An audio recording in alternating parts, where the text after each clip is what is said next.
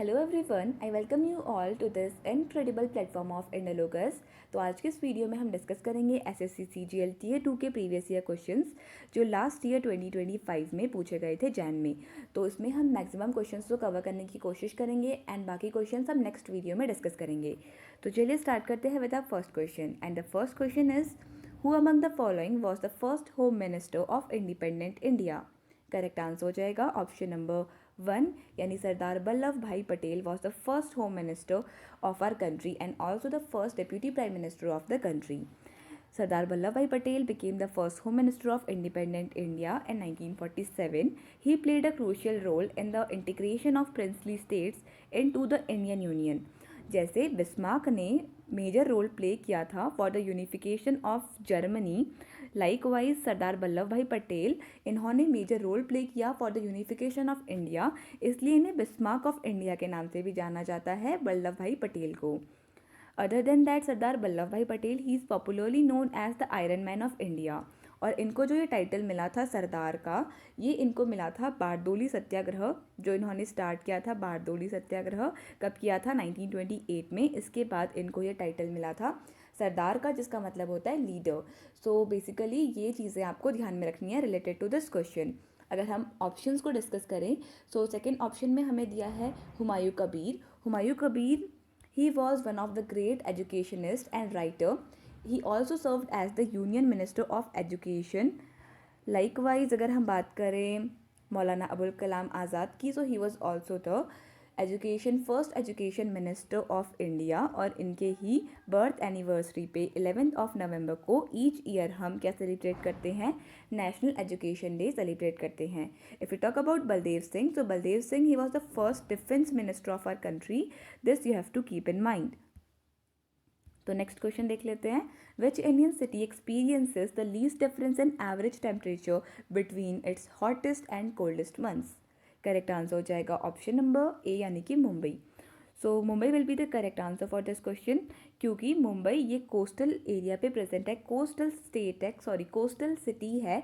और बेसिकली जो कोस्ट में प्रेजेंट सिटीज़ रहती है, यहाँ पे सी वेरिएशन देखा जाता है. सी यहाँ पे मॉडरेट कर देता है द टेम्परेचर और the climate of that particular region. Therefore यहाँ पे जो समर्स होते हैं और जो विंटर्स होते हैं, यहाँ पे बिल्कुल लीस्ट डिफरेंस देखा जाता है टेम्परेचर में.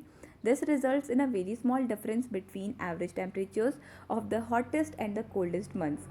इसके अलावा श्रीनगर, भोपाल और दिल्ली ये इंटीरियर प्लेसेस में लोकेटेड जगह हैं, तो यहाँ पे काफ़ी ज़्यादा वेरिएशन देखा जाता है. ये आपको ध्यान में रखना है. सो नेक्स्ट क्वेश्चन डिस्कस कर लेते हैं. The next question is Charcot Marie Tooth disease is caused by the duplication of peripheral myelin protein 22, जिस यानी कि PMP22 का एक तरीके से डुप्लीकेशन हो जाता है, जिसकी वजह से चारकोट मैरी टूथ डिजीज़ होती है किसी भी इंसान को. तो हमें पूछा गया है कि ये कौन से क्रोमोसोम में प्रेजेंट रहता है. तो काफ़ी इंपॉर्टेंट क्वेश्चन है. राइट आंसर हो जाएगा इस क्वेश्चन के लिए ऑप्शन नंबर 4 यानी कि क्रोमोसोम 17 पे ये प्रेजेंट रहता है. So Charcot Marie tooth disease type 1A is caused by the duplication of PMP22 gene. The PMP22 gene ये located होता है क्रोमोसोम 17 पे. The duplication leads to the abnormal myelin formation in the peripheral nerves. This you have to keep in mind. If we talk about chromosomes, तो chromosomes human beings की बात करें तो total 46 chromosomes present होते हैं human body में. हम simply कह सकते हैं 23 पेयर्स ऑफ क्रोमोसोम्स प्रेजेंट रहते हैं ह्यूमन बॉडी में, जहाँ पर 22 जो पेयर होते हैं ये 22 पेयर्स ऑटोजोम्स होते हैं और एक पेयर होता है हमारा सेक्स क्रोमोसोम का. सो बेसिकली हमारे यहाँ पे 22 पेयर्स होते हैं ऑटोजोम्स, एक पेयर होता है सेक्स क्रोमोसोम्स का, जहाँ पे फीमेल्स में ये होता है XX और मेल्स में ये होता है XY combination. This you have to keep in mind. तो चलिए नेक्स्ट क्वेश्चन देख लेते हैं. नेक्स्ट क्वेश्चन है विच of the following statements is और आर करेक्ट. स्टेटमेंट्स हैं Ampere's law describe the relationship between electric current and magnetic field it produces, which is absolutely current. Basically अगर हम बात करें एम्पियर्स लॉ की, तो एम्पियर्स लॉ कहता है close integral of magnetic field B.L किसी पर्टिकुलर स्पेसिफिक एरिया में it will be equal to mu naught times the current enclosed in it. So basically this is the statement of Ampere's circuital law. ये basically relationship provide करता है between magnetic field and electric current. So the statement is correct.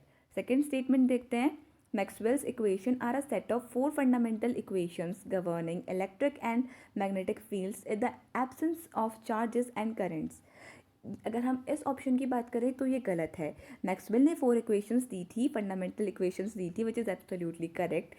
Electric और magnetic field की दी थी, ये भी correct है, लेकिन यहाँ पे दिया है in the absence of charges and currents. इसने दी थी presence as well as absence of charges and currents की बेसिस पे, तो इसलिए ये ऑप्शन गलत है। बेसिकली मैक्सवेल की इक्वेशंस की बात करें तो फर्स्ट था इसका Gauss law of electricity, then the Gauss law of magnetism, Faraday's law of electromagnetic induction and Ampere's Maxwell law जो यहाँ पे दिया है। बेसिकली अगर हम बात करें, सॉरी यहाँ पे एम्पियर्स का जो लॉ था इसको लेकर ही बनाया था, सॉरी, तो एम्पेयर का और मैक्सवेल का लॉ था, तो एम्पेयर मैक्सवेल लॉ इसका नाम पड़ गया। अगर आपको साइंस के बेसिक लॉज पढ़ने हैं तो आप कमेंट सेक्शन में कमेंट कर सकते हैं, हम इसके ऊपर वीडियो बना सकते हैं।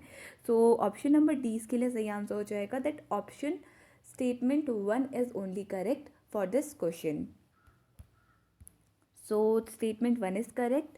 statement 2 इसलिए गलत है क्योंकि यहाँ पर present and absence of charges के बारे में ये बात करता है। Next question, Mathura is the second capital of which dynasty? Correct answer हो जाएगा ऑप्शन 3 यानी कि कुषाण डायनेस्टी। सो कुषाण डायनेस्टी बेसिकली इसकी सेकेंड कैपिटल थी मथुरा में, फर्स्ट कैपिटल कहाँ पे थी? पुरुषपुर में, जिसको अब पेशावर के नाम से जाना जाता है। सो गुप्ता डायनेस्टी की बात करें तो यहाँ पे फर्स्ट कैपिटल इनकी पाटलिपुत्र में थी, then they were shifted to Ujjain and Mathura. Maurya dynasty की बात करें तो कैपिटल इनकी पाटलिपुत्र में थी और लेटर ऑन मथुरा इनकी कोई इम्पॉर्टेंट कैपिटल नहीं बनी कभी भी। कुषाण डायनेस्टी की थी, तो करेक्ट आंसर यही है। और मुखारी डायनेस्टी की बात करें तो इनकी कैपिटल कन्नौज में थी, ना कि मथुरा में। तो चलिए इनके बारे में कुछ इंपॉर्टेंट चीज़ें डिस्कस कर लेते हैं। फिर टॉक अबाउट कुषाण डायनेस्टी, तो Kushan dynasty one of the most important dynasty बनती है एग्जाम पॉइंट ऑफ व्यू से। अगर हम बात करें कुषाण डायनेस्टी की तो इसने फर्स्ट सेंचुरी से लेकर थर्ड सेंचुरी तक रूल किया। कुषाण डायनेस्टी के फाउंडर थे कुजला कैडेफिसिस, के करके आप याद कर सकते हैं। अदर देन दैट ये कौन सी ट्राइब को बिलोंग करते थे? तो यूज ही ट्राइब को ये बिलोंग करते थे, this you have to keep in mind. तो चलिए नेक्स्ट क्वेश्चन डिस्कस कर लेते हैं हम। And the next question is, the Bharatmala project of government of India comes under which of the following ministries of India? Correct answer हो जाएगा ministry of road and transport and highways ministry, जिसको current में head कर रहे हैं mister Nitin Gadkari. तो भारतमाला परियोजना ये 2017 में लॉन्च की थी गवर्नमेंट ऑफ इंडिया ने, is a flagship highway development programme of the government of India. It aims to improve road connectivity specially border areas, ports and economic corridors. The project is implemented under Ministry of Road Transport and Highways. This you have to keep in mind. Other than that अगर हम important चीज़ें discuss करें about this project, तो basically 2017 में ये launch हुआ था by the government of India, ministry of road and transport and highways के अंडर ये आता है। बेसिकली ये इकोनॉमिक कॉरिडोर्स, बॉर्डर्स और कोस्टल रोड्स पे कनेक्टिविटी को इंक्रीज़ करने के लिए स्टार्ट हुआ था। Next question, identify the naturally occurring aluminum oxide mineral that usually forms hexagonal barrel shaped prisms. Correct answer हो जाएगा इसके लिए ऑप्शन नंबर ए यानी कि corundum. The basic thing I have observed is that कि जो क्वेश्चंस हैं they are also from minerals and metals, so ये चीज़ें आपको अच्छे से कवर कर लेनी है। फिर टॉक अबाउट कोरेंडम, तो कोरेंडम ये एक नेचुरली अकरिंग ऑक्साइड है एल्यूमिनियम का, Al2O3। It commonly crystallizes hexagonal barrel-shaped prisms. Gemstones varieties of corundum include ruby and sapphire. This you have to keep in mind. So basically corundum naturally occurring oxide है किसका? Aluminium का। चलिए इसके options काफ़ी important है तो इनको भी डिस्कस कर ही लेते हैं। If you talk about dolomite, तो डोलोमाइट एक कैल्शियम मैग्नीशियम कार्बोनेट है, एल्यूमिनियम ऑक्साइड का ओ नहीं है, तो कैल्शियम मैग्नीशियम कार्बोनेट है बेसिकली डोलोमाइट। ऑलिवाइन की बात करें, ऑलिवाइन ये मैग्नीशियम आयरन सिलिकेट है, मैग्नीशियम आयरन सिलिकेट। एंड अगर हम बात करें चाल्कोपाइराइट की, तो चाल्कोपाइराइट इट बेसिकली इंडिकेट्स कि ये कॉपर से रिलेटेड है समवट, ये समवट हम कह सकते हैं कि इट सीम्स लाइक कॉपर, तो मैंने तो ऐसे ही इसे लर्न किया था, लाइक चाल्कोपाइराइट कॉपर से एसोसिएटेड है, को यहाँ पे कॉपर यहाँ पे दिखता है, चाल्कोपाइराइट कॉपर आयरन सल्फाइड का ये मिनरल है, this you have to keep in mind. Dolomite calcium magnesium carbonate, olivine magnesium, ferrous silicate and chalcopyrite copper iron sulphide. Next question, who mentioned ecosystem as the basic unit of ecology in 1956? Correct answer for this question will be option 4 यानी कि Francis Evans. Francis Evans in 1956 he described ecosystem as the basic unit of ecology. He emphasized the interaction between biotic यानी कि living things का interaction with the non-living thing components as the functional unit. This concept later became central to modern ecological studies. Next question, which theory independently introduced in 1923 led to the concept of acid-basis conjugate pair? तो acid-basis conjugate pair, this was basically introduced by option number 1 Bronsted-Lowry theory. So Bronsted-Lowry theory के according independently इन्होंने propose किया था, Bronsted Lowry theory in 1923 was proposed by Johannes Bronsted and Thomas Lowry. इसके बारे में discuss कर लेते हैं। It defines that acids as proton यानी कि H+ डोनर्स, यानी कि एसिड क्या करते हैं H+ को डोनेट करते हैं, और बेसिस क्या करते हैं, दे आर प्रोटोन एक्सेप्टर्स, यानी कि ये H+ को ये एक्सेप्ट करते हैं। इस तरीके से ये कॉन्जुगेट पेयर को फॉर्म करते हैं, एसिड बेस पेयर को। This theory was given by Bronsted and Lowry, इसलिए इस थ्योरी का नाम हुआ था ब्रॉन्स्टेड-लॉरी थ्योरी। बेसिकली एसोसिएटेड हैं with the conjugate pairs of acid and bases. Next if we talk about Arrhenius theory, Arrhenius theory ये basically aqua solutions तक ही लिमिटेड है, और यहाँ पे कॉन्जुगेट पेयर्स की बात कुछ भी नहीं की गई थी। If we talk about Lewis theory, Lewis theory ये बेसिकली डिफाइंड है फॉर एसिड्स एंड बेसिस, लेकिन यहाँ पे ये electron pair acceptance and donation से एसोसिएटेड है, not with the conjugate pair. And if you talk about Davis theory, तो ये इलेक्ट्रोकेमिकल रिएक्शन से एसोसिएटेड है, not with acid base conjugate pair. In 1991, in December 1991, which act was amended to bring public enterprises under the purview of Board for Industrial and Financial Reconstruction as a part of country's economic reforms programme. तो हमारी country में 1991 में economic reforms हुए थे through LPG policy, तो इसके under basically जो हमारी पब्लिक एंटरप्राइजेस थे इनको परव्यू में लाया गया of board for industrial and financial reconstruction. तो करेक्ट आंसर हो जाएगा ऑप्शन नंबर 4 यानी कि सिक इंडस्ट्रियल कंपनीज एक्ट सी का। तो बेसिकली ये जो एक्ट था ये 1985 में पास हुआ था, लेकिन इसको फाइनली अमेंड किया गया था 1991 में। The amendment brought the public sector enterprises under the purview of the Board for Industrial and Financial Reconstruction (BIFT). This was a part of India's economic reforms program aimed at reviving or reconstructing sick industries of the country. Next question, what is the name of the ion with a charge of -1? Correct answer हो जाएगा option number D यानी कि अनायन। तो anions के ऊपर -1 -1 का charge होता है, एंड केटायंस के ऊपर +1 का चार्ज होता है। So an anion is an ion with a negative charge of -1 और more. A cation is the positively charged ion. Monovalent ion की बात करें, to any ion with a single charge could be positive और negative, जैसे H negative hydride हो गया, तो इसके ऊपर नेगेटिव चार्ज है, तो ये अनायन भी है, और ये सिर्फ एक एलिमेंट प्रेजेंट है, मोनोवेलेंट है, यानी इसके ऊपर चार्ज भी सिंगल है और ये भी सिंगल है, सो मोनोवेलेंट हो गया ये। इसके अलावा अगर हम बात करें Cl नेगेटिव की, तो ये भी मोनोवेलेंट आयन हो गया।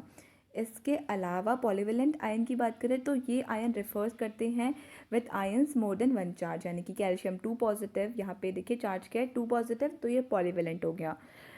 इसके अलावा अगर हम बात करें Fe3 पॉजिटिव की, Fe2 पॉजिटिव और 3 पॉजिटिव दोनों पाया जाता है, Al3 पॉजिटिव की, तो ये क्या हो गए, पॉलीवेलेंट आयंस हो गए, और ये पॉजिटिव और नेगेटिव दोनों हो सकते हैं।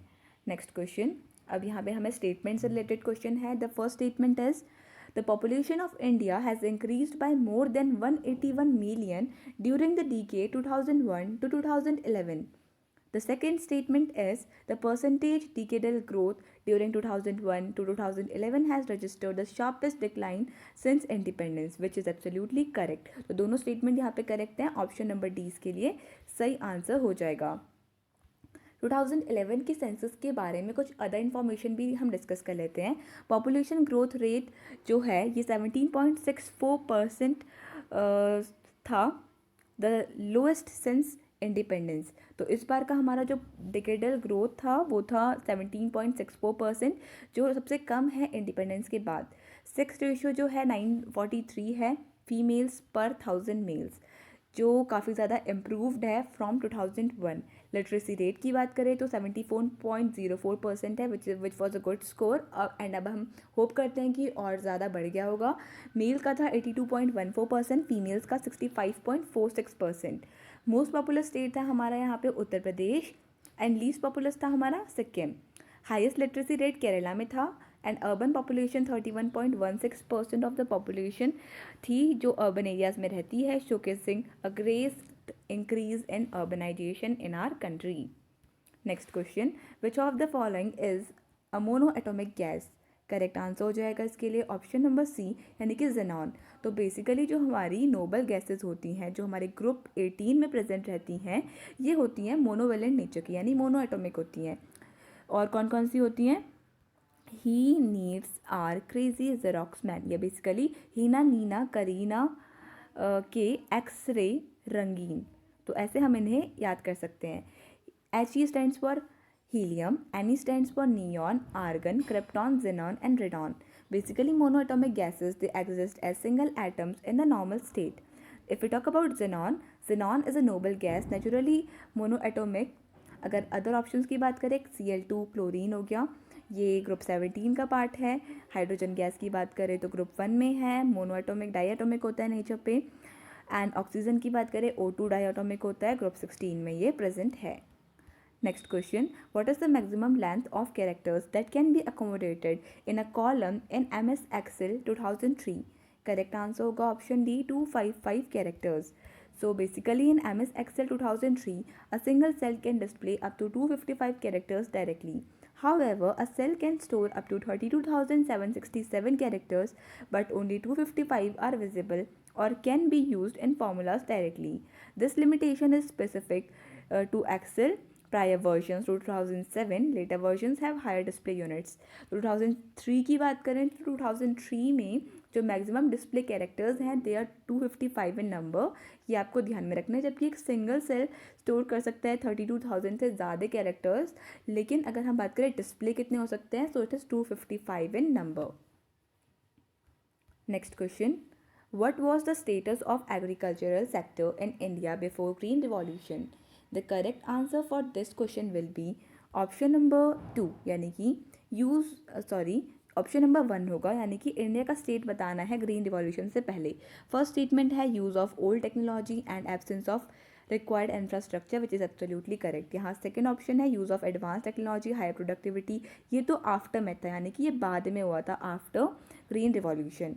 यूज़ ऑफ एडवांस टेक्नोलॉजी ये भी गलत है। Use of traditionally technology and abundance of if required infrastructure, ये गलत है क्योंकि हमारे पास अबंडेंस नहीं था इंफ्रास्ट्रक्चर का, ये तो हमें पता ही है। तो ऑप्शन नंबर 1 इसके लिए करेक्ट आंसर हो जाएगा। तो चलिए देख लेते हैं इसके बारे में। ग्रीन रिवॉल्यूशन 1960s में स्टार्ट हुआ था। Indian agriculture was largely dependent on traditional methods, traditional tools, primitive methods, monsoon rainfall and lacked irrigation facilities, quality seeds, fertilisers and mechanisation resulting in low productivity. So basically अगर green revolution की बात हुई है तो हम कुछ discuss कर लेते हैं। ग्रीन रिवॉल्यूशन में हमने रैपिड ग्रोथ देखा था इन एग्रीकल्चरल सेक्टर। यहाँ पे HYV सीड्स यानी हाई यील्डिंग वैरायटी सीड्स को यूज़ किया गया था। Chemical fertilisers, pesticides and modern irrigation techniques को यूज़ किया गया था। इंडिया में doctor MS Swaminathan, he is called as the father of green revolution in India. World में डॉक्टर नॉर्मन बोरलॉग, इनको कहा जाता है as the father of green revolution in the world.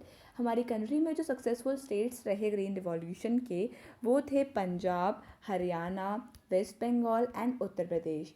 It was successfully implemented in these states and major crops जिनमें affect देखा गया था वो था वीट, सबसे ज़्यादा अफेक्ट देखा गया था वीट पे, इसके बाद राइस एंड मेज पे भी। तो ये कुछ एक्स्ट्रा बातें थी। तो चलिए अब डिस्कस कर लेते हैं next question. Which of the following constitutional amendment act में Next question, which of the following constitutional amendment act made the president bound by the advice of council of ministers headed by the prime minister? Correct answer for this question will be option number 4 यानी कि 42nd constitutional amendment act के under ये provision आया था. This you have to keep in mind. So इसका purpose था basically जो 42nd constitutional amendment act of 1976 था, इसको मिनी कॉन्स्टिट्यूशन के नाम से जाना जाता है. आर्टिकल 74 पार्ट 1 में ये क्लियरली स्टेट किया गया है कि president shall act according to the advice of council of ministers headed by the prime minister, यानी कि जो काउंसिल ऑफ मिनिस्टर्स होगी इसको प्राइम मिनिस्टर हेड करेंगे और इसको प्राइम मिनिस्टर हेड करेंगे काउंसिल ऑफ मिनिस्टर्स को, और इनका डिसीजन ही माना जाएगा by the president of the country. तो एक तरीके से हम दिखा रहे हैं यहाँ पर कि जो हमारा एक्टिंग हेड है वो है प्रेसिडेंट, लेकिन जो मेन पावर है it resides with the prime minister of the country. This you have to keep in mind. So this was in the 42nd constitutional amendment act of 1976. Importance इसका ये था, it removed any ambiguity यानी confusion regarding the discretionary role of the president. Next question, which keyboard shortcut is used for adding bullets in MS Word 2010? Correct answer हो जाएगा इसके लिए option number 4 यानी कि control plus shift plus L को use किया जाता है for adding bullets in MS Word 2010. So this shortcut is used in MS Word 2010 to quickly apply bullets to the selected text or paragraph. Control plus L ये क्या करता है, it aligns the selected text to the left margin. तो left margin पे जो selected text को लाने के लिए कंट्रोल प्लस एल का यूज़ किया जाता है. और यहाँ पर ही अगर कंट्रोल के साथ शिफ्ट प्लस एल दबाएंगे तो यहाँ पे बुलेट्स आ जाएंगे हमारे MS Word 2010 में. Next question, in which year did Walter Fleming stain the chromosomes to see them clearly and describe the entire process of mitosis?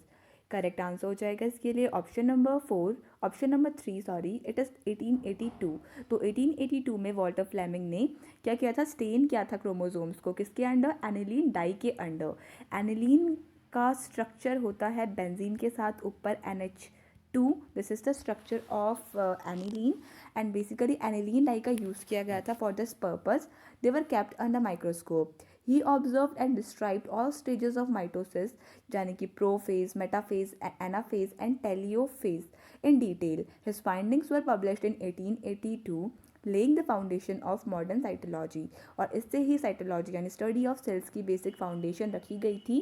This you have to keep in mind. Likewise अगर हम बात करें study of tissues की, और ये group of cells को tissues कहा जाता है, study of tissues को histology कहा जाता है. Question, in which of the following cases did the Supreme Court direct that the Parliament cannot take away or abridge any of the fundamental rights for the implementations of DPSPs? Correct answer हो जाएगा इसके लिए option number 1 यानी मिनेर्वा mills case of 1980. तो basically मिनेर्वा case of 1980 के बाद Supreme Court ने basic decision लिया था, there must be a balance between the fundamental rights जो पार्ट 3 ऑफ द कॉन्स्टिट्यूशन में आती हैं एंड DPSPs जो पार्ट 4 में आती हैं. The court struck down parts of the 42nd constitutional amendment act that gave unchecked supremacy to DPSPs over fundamental rights, declaring such imbalance against the basic structure of the constitution. तो basically जो 42nd constitutional amendment act था इसने power दे दी थी DPSPs को. DPSPs क्या होती है, directive principles of state policy, जिसमें स्टेट कुछ सर्टेन रूल्स बनाता है for the welfare of the state, और ये इनको इम्प्लीमेंट करना नेसेसरी कंपलसरी नहीं होता है, कॉन्स्टिट्यूशनल नहीं होता है. जबकि अगर स्टेट के पास रिसोर्सेज हैं तो तब ये मैंडेटरी बन जाता है एक तरीके से कि आपको इन सब चीज़ों को इम्प्लीमेंट करना चाहिए. So these are under DPSPs. तो DPSPs को ऊपर रखा गया था. DPSPs they were indirectly suppressing the fundamental rights. Therefore यहाँ पे इस केस के बाद, मिनेर्वा मिल्स केस ऑफ 1980 के बाद इस डिसीजन को एक तरीके से हटा दिया गया था. This you have to keep in mind. Next question discuss कर लेते हैं. Next question is the first battle of Panipat was one of the decisive battles in India. ये बिल्कुल करेक्ट है. It brought into power of new band of invaders called as Mughals, which is absolutely correct. So option number A will be the correct answer. First battle of Panipat ये लड़ा गया था 1526 में. Is the widely considered one of the decisive battles in Indian history because it marked a significant turning point in the political landscape of northern India, ending the Delhi सल्तनत. दिल्ली सल्तनत का rule जो ख़त्म हो चुका था in 1526 after the first battle of Panipat. First battle of Panipat it was fought between Ibrahim Lodi and Babur, जहाँ पे बाबर ने इब्राहिम लोदी को हरा दिया था और स्टैब्लिश किया था मुगल एम्पायर को इंडिया में. Next question, which of the following best defines liberalisation. First option है the process of maintaining existing government regulations and restrictions on economic activities. ये नहीं, गलत है. सेकेंड है द प्रोसेस ऑफ रिड्यूसिंग और removing government restrictions and regulations on economic activities. ये बिल्कुल सही है. तो लिबरलाइजेशन का meaning in terms of economics यही है, यानी कि reduction of government controls and restrictions on economic activities. Its objectives is to promote private participation, competition and efficiency in the economy. Year of introduction की बात करें तो 1991 में जब हमारी LPG पॉलिसी लगी थी, न्यू इकोनॉमिक पॉलिसी NEP आई थी हमारी, तब ये लिबरलाइजेशन टर्म इंट्रोड्यूस हुआ था. LPG. LPG stands for Liberalization, Privatization and Globalization. It was initiated under Prime Minister PV Narasimha Rao with Dr. Manmohan Singh as the Finance Minister at that point of time, which is very much important for our examination point of view. Question, which latter code indicates the mid-latitude desert climate and the Köppen climate classification? Correct answer हो जाएगा इसके लिए option number 3 यानी BWK. तो BWK इसके लिए correct answer है. In the Koppen climate classification B denotes the arid region. Basically अगर हम बात करें कोपिनियन क्लाइमेट क्लासिफिकेशन की, तो इसमें सेवरल वर्ड्स, कुछ इंग्लिश के अल्फ़ाबेट्स को यूज़ किया जाता है एंड हर अल्फ़ाबेट का अपना एक डिफरेंट मीनिंग होता है. इसका एक कंप्लीट सेपरेट वीडियो बन सकता है. यहाँ पे बेसिकली अगर हम बात करें 5 मेन ग्रुप्स होते हैं. जो हमारा ग्रुप ए है उसमें ट्रॉपिकल क्लाइमेट्स हैं, ग्रुप बी में ड्राई क्लाइमेट्स हैं, ग्रुप सी में टेम्परेट क्लाइमेट्स हैं, ग्रुप डी में कोल्ड क्लाइमेट्स एंड ग्रुप ई में पोलर क्लाइमेट्स. तो इनके लिए डिफरेंट सिंबल्स होते हैं जो आपको पढ़ने पड़ेंगे. तो कोपिनियन टॉपिक आपको पढ़ना चाहिए. If you want I can make a separate video in this particular topic. So Koppen climate classification के अकॉर्डिंग बी जो है ये डिनोट करता है क्या, एरिड रीजन को, एंड डब्ल्यू डिनोट करता है डेजर्ट रीजन को. The suffix K indicates a cold or mid-latitude desert where the mean annual temperature is below 18 degree Celsius. इसलिए जो मिड लैटीट्यूड डेजर्ट का जो हमें क्लाइमेट बताना था ये कैसा होगा, BWK. क्योंकि बी के डिनोट करता है, बी डिनोट करता है एरिड क्लाइमेट को यानी डेजर्ट टाइप के क्लाइमेट को, डब्ल्यू डिनोट करता है बिल्कुल डेजर्टिक क्लाइमेट को, एंड के यहाँ पे बेसिकली एक तरीके से सफिक्स लगा है जिसका मतलब होता है मिड लैटीट्यूड पे ये प्रेजेंट है. This climate type is typically found in the interior continental region such as Central Asia and parts of Western North America. Next question, the Kushan Emperor Kanishk, who ruled from the late 1st to the early mid 2nd century AD, was the dash Kushan ruler. Right answer हो जाएगा इसके लिए was the 4th Kushan ruler. So option 3 will be the correct answer. Kanishk was the 4th ruler of the Kushan dynasty, the most famous and powerful king who reigned from around 127 to 150 CE, bringing the empire to its peak from Central Asia to northern India, known for spreading Buddhism and establishing the capitals at Purushapura यानी Peshawar and Mathura में इन्होंने अपनी Capitals को establish किया था and Buddhism को फैलाने में, स्प्रेड करने में इनका काफ़ी इंपॉर्टेंट रोल रहा है. Next question, what is the size of ASCII characters and bits. Right answer हो जाएगा इसके लिए ऑप्शन नंबर C यानी कि 8 bits. So basically ASCII stands for American Standard Code for Information Interchange. It uses 8 bits per character and its commonly used extended form. This allows representation of 256 different characters 0 से 255 तक हैं, including letters, digits, symbols and control characters.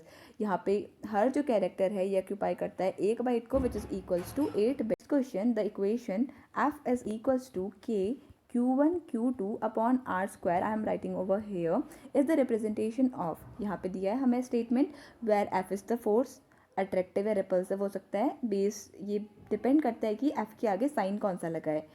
Negative sign repulsive force को दिखाता है, positive sign attractive force को दिखाता है। So repulsive electric force of 2 point charges Q1 Q2 and R is the distance between them. Very easy question. Correct answer हो जाएगा इसके लिए ऑप्शन नंबर ए, यानी कि कूलम्स लॉ का ये स्टेटमेंट है कि फोर्स को, इलेक्ट्रिक फोर्स को हम निकालते हैं के Q1 Q2 upon are square करके। यहाँ पे के हमारा कांस्टेंट होता है, Q1 Q2 चार्ज होते हैं और आर डिस्टेंस होती है, डिस्टेंस का स्क्वायर हम लेते हैं। So this equation gives the magnitude of the electrostatic force between two charges. It states that the force is directly proportional to the product of charges and inversely proportional to the square of distance between them. क्योंकि Q1 Q2 बिल्कुल numerator में थे तो force directly proportional होगा और inversely proportional होगा are square के। This relationship is called as Coulomb's law. This you have to keep in mind. So with this we come to an end of this video. I hope आपको ये video पसंद आया होगा. So thank you so much for watching this video and I would like to wish you all the very best for your coming examinations.